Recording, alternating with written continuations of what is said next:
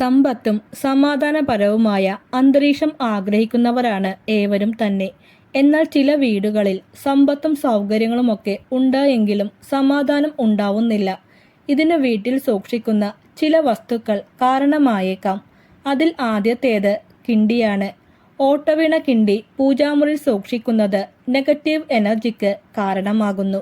മറ്റൊന്ന് ഓട്ടവീണ പാത്രങ്ങളാണ്. ഇത്തരം പാത്രങ്ങൾ ഉപയോഗിക്കുവാൻ പാടില്ല എന്നാണ് പറയാറ്. അടുത്തത് ഘടികാരമാണ്. അത് ബാറ്ററി നിലച്ചതാണെങ്കിൽ ഉടനത് മാറ്റിയിടുക.